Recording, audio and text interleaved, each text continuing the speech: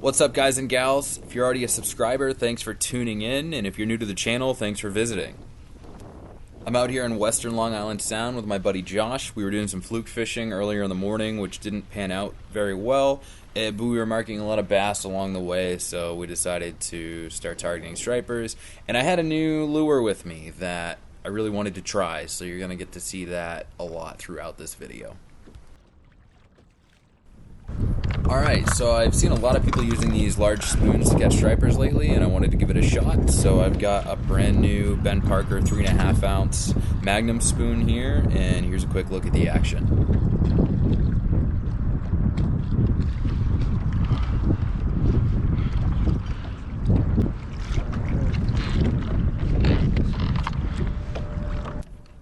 So we're in about 35 feet of water here, so it's going to take a second to get down there.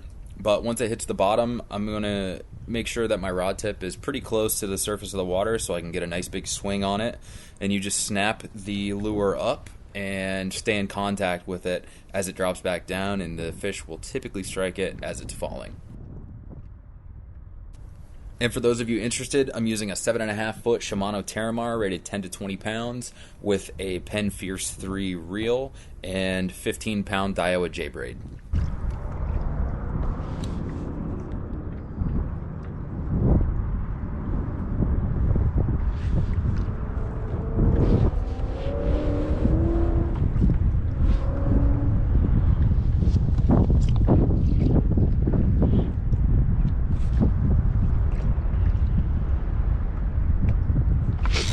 Oh, on.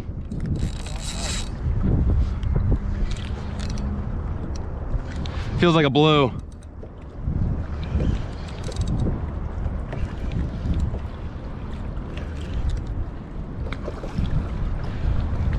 That's a bass. Yeah.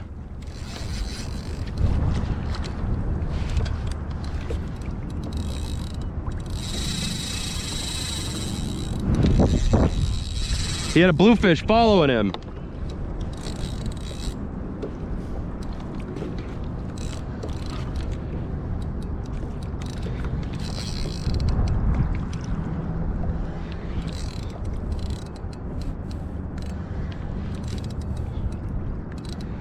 Oh yeah, they're here, man. I'm marking them everywhere.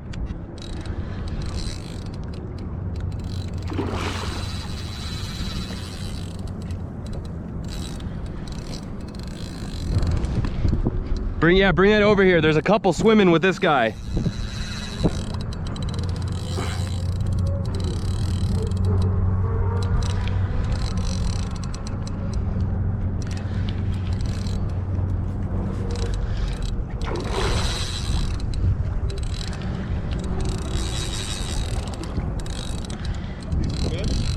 It's a slot. So when I say slot, I'm referring to the size limit, which here in Connecticut, a striped bass has to be between 28 and 35 inches to keep.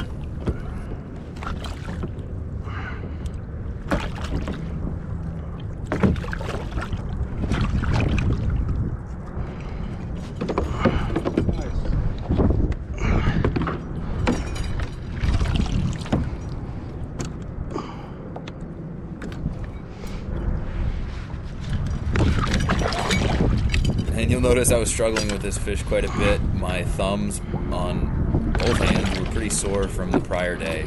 Come on. Flipping these fish. They don't have teeth, but they do have a pretty abrasive row of gums, I guess, that it can wear your skin down if you're lipping enough of them.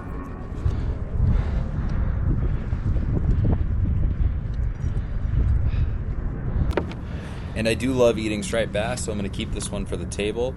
And you'll see that I'm going to bleed it here, which I just run a knife through the gills and just bleed it out, let it sit in the water for a couple of seconds before I put it on ice. And I find that this is a humane way to kill the fish, and it also makes the meat taste a lot better. So if you haven't bled a fish before, definitely give it a try. Yeah.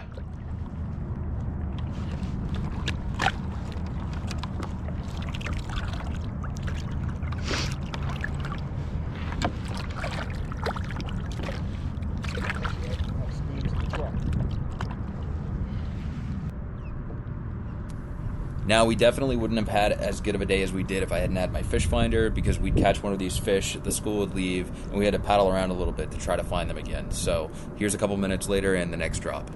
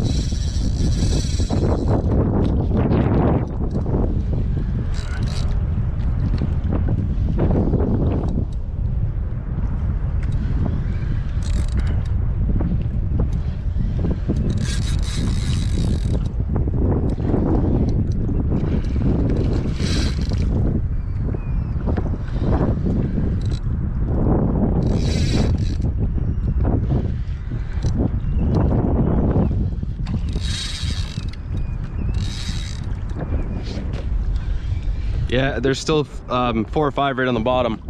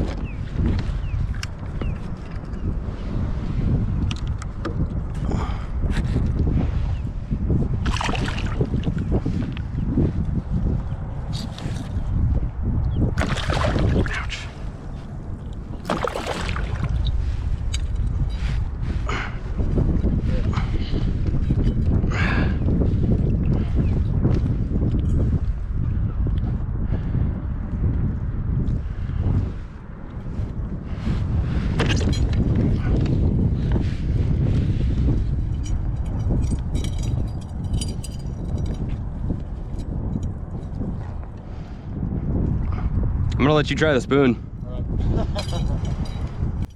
Yeah, so we only had one spoon with us this day, and I was hooking up and Josh wasn't, so I'm going to hand the spoon over to him, and I'm going to put on a bucktail and get some surprising results. And here's the first drop with a 1.5 ounce bucktail, and it barely made it to the bottom.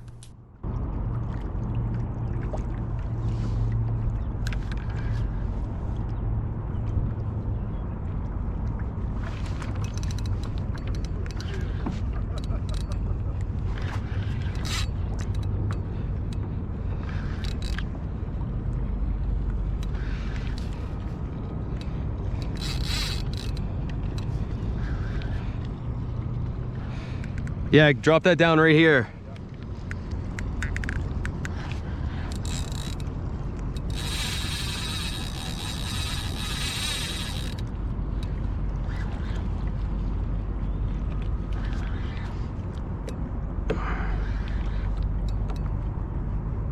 Man, there must be 24 on here, on the screen.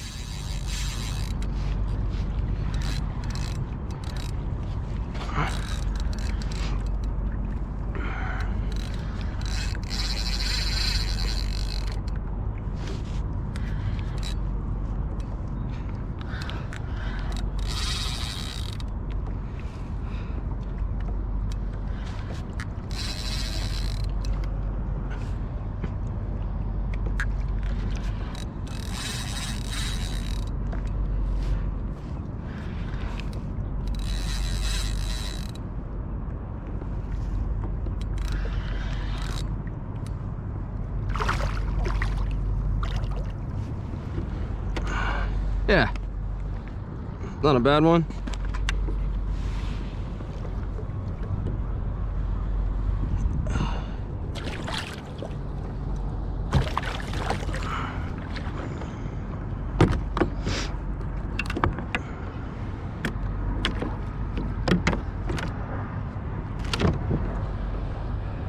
They're still right under me, dude.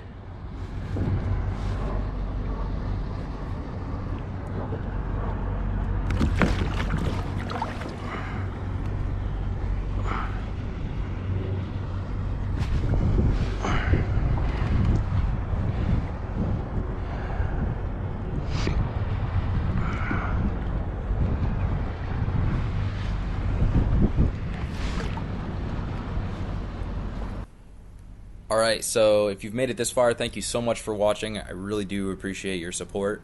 So if you liked the video, please click the like button. And if you're not already a subscriber, please subscribe to the channel for more fishing videos. I try to upload on a weekly basis, and I answer all questions in the comments, so feel free to reach out. Thanks so much.